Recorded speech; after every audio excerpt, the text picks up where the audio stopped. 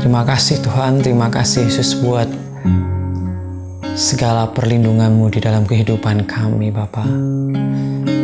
Terima kasih buat segala berkat yang telah kami terima Tuhan, sehingga kami masih bisa hidup sampai sekarang ini.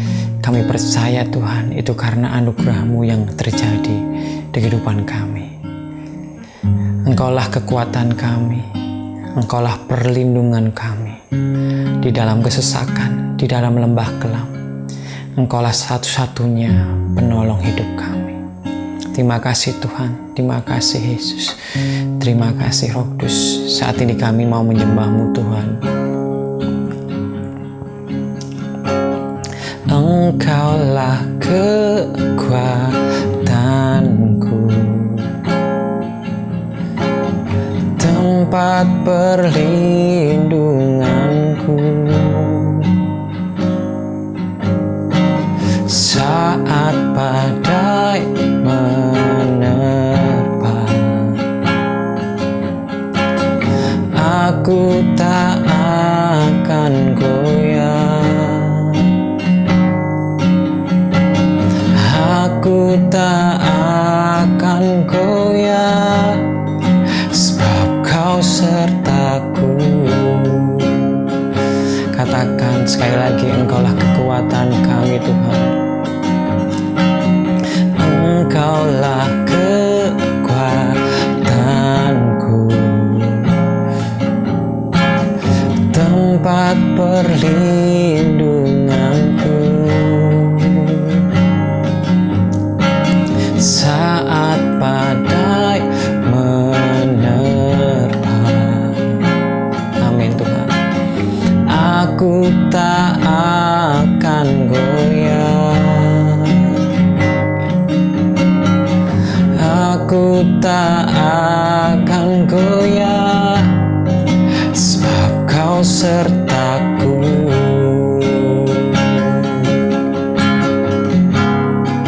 Sejauh langit dari bumi, begitu besarnya kasih-Mu.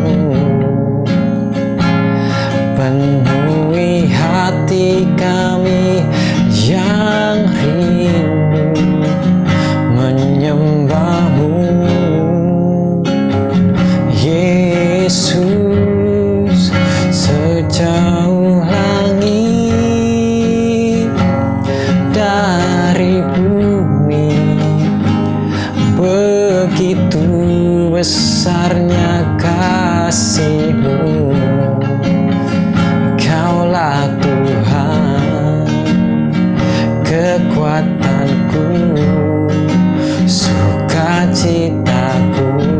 Katakan sejauh langit, oh, sejauh langit dari bumi, begitu besarnya kasih-Mu. Amin Tuhan. Penuhi hati kami yang rindu menyembah-Mu, Yesus. Sejauh langit dari bumi, begitu besarnya kasih-Mu. Kaulah Tuhan, kekuatanku, sukacitaku. Yang terakhir, katakan dengan segenap hati, sejauh langit dari bumi, begitu besarnya kasih-Mu. Penuhi hati kami yang rindu menyembah-Mu, Yesus. Sejauh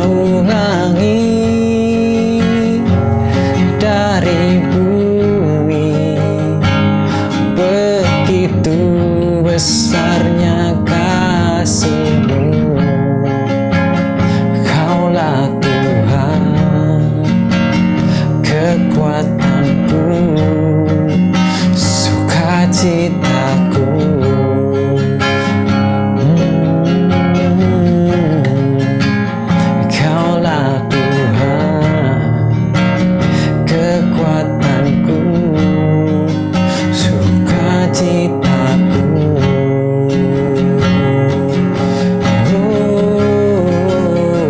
Kaulah Tuhan, kekuatanku, sukacitaku.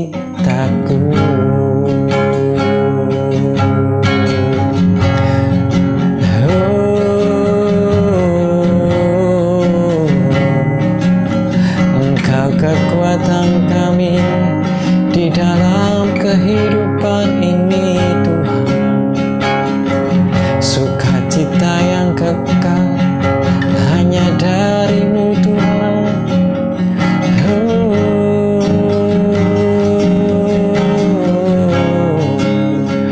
Saat ini kami menyembah-Mu dalam roh dan kebenaran. Kerendahan hati kami mau menyerahkan tubuh, jiwa, dan roh kami, Tuhan, hanya padamu, hanya untuk-Mu, Tuhan.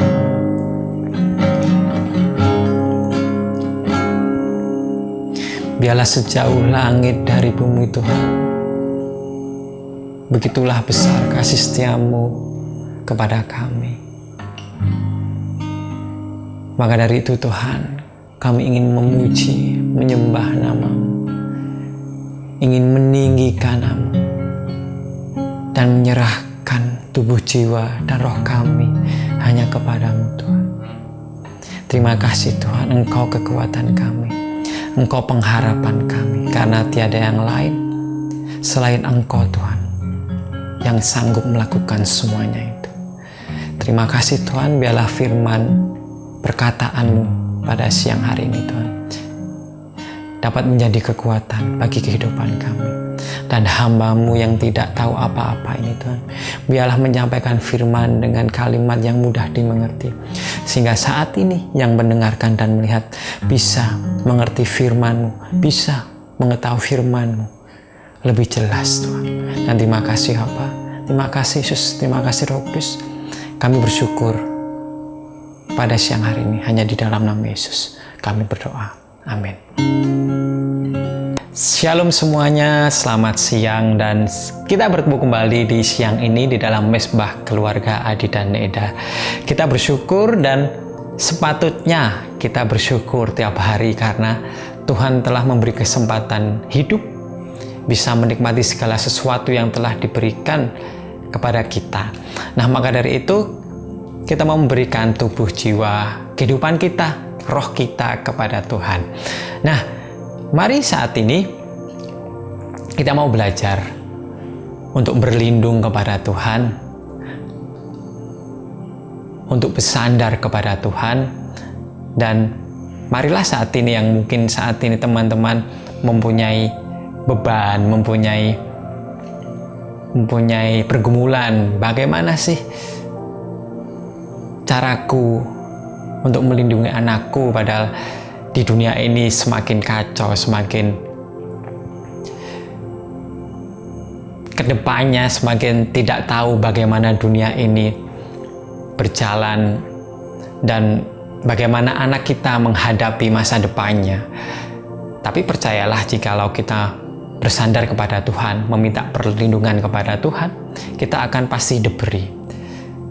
Seperti Musa, mungkin teman-teman sering mendengar cerita Musa bahwa dari bayi dia sudah disembunyikan oleh orang tuanya karena pada zaman itu Firaun membunuh semua anak laki-laki karena tidak ingin bahwa anak laki-laki yang besok besarnya akan menyamai dengan Firaun. Maka dari itu, pada waktu itu bangsa Israel, anak laki-lakinya banyak yang dibunuh. Tapi ada salah satu seseorang yang bernama Musa. Ini oleh orang tuanya disembunyikan atau ditaruh dalam air supaya tidak dibunuh. Dan rencana Tuhan, akhirnya Musa diselamatkan oleh istri Firaun. Nah, garis besarnya seperti itu dalam firman Tuhan. Dan kita bisa tahu bahwa sebetulnya iblis tidak suka bila ada seorang bayi lahir, apalagi dari orang yang percaya, karena itu adalah suatu ancaman bagi iblis. Karena iblis tidak ingin bahwa anak yang besar ini memenuhi rencana Allah. Iblis tidak suka. Maka dari itu iblis sangat benci kepada anak kita. Nah, setelah tahu bahwa kita mempunyai anak, entah itu laki atau perempuan, iblis akan selalu menggoda anak kita, selalu membisikkan anak kita bahwa di dalam masa depanmu itu tidak ada harapan. Ayolah kamu berontak sama orang tuamu tidak sayang sama kamu. Mungkin dalam hati kita sudah memberikan pengajaran terhadap anak kita, memberikan teologi yang mungkin belum dipahami oleh anak kita. Maka dari itu kita harus beriman untuk menyembunyikan anak kita dari ancaman iblis. Di dalam Ibrani 11 ayat 23 dikatakan bahwa karena iman, maka Musa setelah ia lahir disembunyikan selama 3 bulan oleh orang tuanya karena mereka melihat bahwa anak itu elok rupanya dan mereka tidak takut pada perintah raja. Musa disembunyikan 3 bulan. Mungkin kalau kita mendengar disembunyikan atau bersembunyi itu adalah seorang pengecut ya, kita harus bersembunyi. Tapi itu adalah hikmat dari Tuhan. Sebagaimana kita juga memelihara anak kita, mengawasi anak kita, menyembunyikan anak kita dari pergaulan yang tidak baik,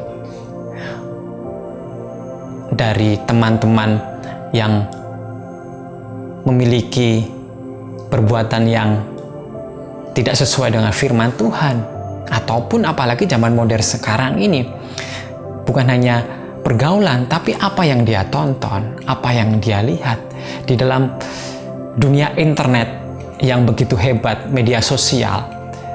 Anak pun bisa mengakses YouTube ataupun Instagram, Facebook, dan terkadang kita tidak tahu apa yang dilihat anak kita apabila kita tidak mengawasinya. Ada perkataan-perkataan kotor ataupun perbuatan tindakan-tindakan yang tidak baik, dan secara tidak langsung anak kita mungkin bisa mencontohnya. Maka dari itu kita harus bisa seperti itu menyembuhkan anak kita. Dan kadang mungkin pendapat orang di luar sana banyak mengatakan, atau kalau mungkin di belakang kita mengatakan, anakmu terlalu nggak boleh nggak boleh ini, nggak boleh itu. Karena kita sebagai orang tua tahu apa yang harus kita perbuat kepada anak kita. Mungkin orang berkata seperti itu, tapi biarlah. Tetapi kita sebagai orang yang percaya, kita sebagai orang tua yang benar-benar ingin anak kita besok menjadi hamba Allah, melayani Tuhan, bahwa kita harus tetap terus mendoakannya tiap hari, terus mengawasi mereka, dengan siapa aja mereka bergaul, dan memperingatkan perbuatan mereka yang tidak baik. Dan dari itu kita bisa menyembunyikan mereka dari hal-hal yang tidak baik. Dan setelah beranjak dewasa, mungkin akan beda lagi perlakuannya. Karena kita tidak akan mungkin bisa mengawasi mereka 24 jam. Kita tidak akan bisa memperingatkan mereka 24 jam. Maka dari itu, kita harus bisa mempersenjatai anak kita. dapat memberikan prinsip kepada anak kita tentang firman Tuhan, tentang kebenaran firman Tuhan, bagaimana menjalankan firman Tuhan dengan benar. Bukan hanya sekedar orang tua berkata, tetapi harus bisa melakukannya, memberikan contoh dengan tindakan. Dan kita harus percaya bahwa Tuhan Yesus, Allah kita yang melindungi Israel, sama seperti sekarang itu yang melindungi kita dan juga anak kita. Di dalam Mazmur 91 dikatakan bahwa kalau kita membahas Mazmur 91 tidak akan pernah habis karena ayatnya begitu hebat. Tapi kita ambil dari ayat yang sedikit saja ya. Mazmur 91 dikatakan bahwa orang yang duduk dalam lindungan yang maha tinggi dan bermalam dan naungan yang maha kuasa akan berkata kepada Tuhan, tempat perlindunganku dan pertahananku, Allah yang kupercayai. Sungguh, dialah yang akan melepaskan engkau dari jerat perangkat burung dan penyakit sampar yang busuk. Amin. Tiada nama lain, tiada sosok lain yang bisa memberikan tempat perlindungan yang maha dahsyat, yang sungguh memberikan perlindungan kekal, yaitu Tuhan Yesus. Kita harus percaya bahwa Allah Tuhan Yesus selalu memberi perlindungan kepada anak-anak kita. Karena yaitu kita tidak bisa melindungi anak kita 24 jam. Maka dari itu selama anak kita masih kecil, kita harus bisa melindunginya dalam konteks kita menyembunyikannya dari hal-hal yang tidak baik. Kita harus bisa memilah mana teman yang harus bergaul dengan mereka. Bukan berarti kita tidak memperbolehkan anak kita untuk apa-apa, tetapi penuh dengan hikmat. Kita bisa memilah mana aja yang boleh diperbuat, siapa saja kamu boleh bergaul, dan apa aja yang kamu boleh tonton, apa aja yang boleh kamu konsumsi. Kita memperingatkan mereka juga tentang apa yang mereka harus berbuat, yang tidak boleh, apalagi yang melanggar firman Tuhan. Kita harus memberitahu anak kita supaya saat mereka beranjak dewasa, mereka akan ingat dan mereka akan terpatri di pikiran mereka bahwa aku harus hidup dalam kebenaran. Walaupun kita tahu bahwa sebagai manusia pasti ada dosa, pasti ada kesalahan, tapi biarlah Tuhan yang menjagai mereka, Tuhan yang mengingatkan anak-anak kita pada saat anak kita beranjak dewasa. Dan marilah saat ini, mungkin teman-teman saya yang saat ini sudah mempunyai anak dan anaknya sudah kacau balau, dalam keadaan kacau balau atau tidak tahu apa yang harus dilakukan, mungkin sudah terjerat narkoba, mungkin sudah pergaulan bebas, ataupun masih kecil, susah dibilangi, suka memberontak. Biarlah kita serahkan semuanya kepada Tuhan dan mari selamatkanlah anak-anak kita.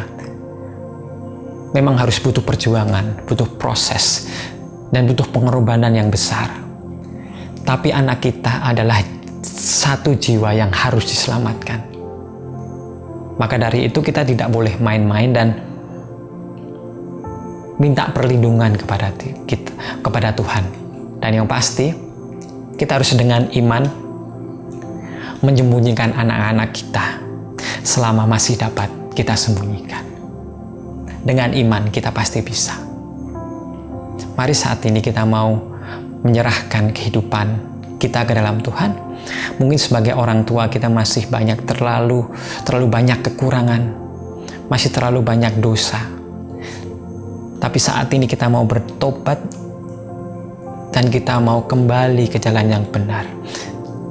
Dan mari kita berjalan dengan iman, supaya kita dapat memelihara keluarga kita dengan benar, berlandaskan firman Tuhan dan berlandaskan Tuhan Allah kita.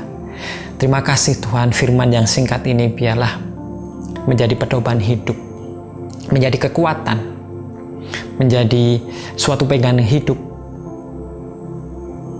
saat kita mau mengawasi anak kita, saat kita mau memperingatkan anak kita, saat mungkin besok anak kita beranjak dewasa, ataupun yang saat ini memiliki anak yang sudah dewasa, yang sudah tidak bisa kita awasi selamanya. Tapi biarlah dalam Mazmur 91 adalah Tuhan adalah tempat perlindungan yang kokoh. Percayalah itu, percayalah akan firman Tuhan. Dan serahkanlah segala rencanamu, segala rancanganmu kepada Tuhan.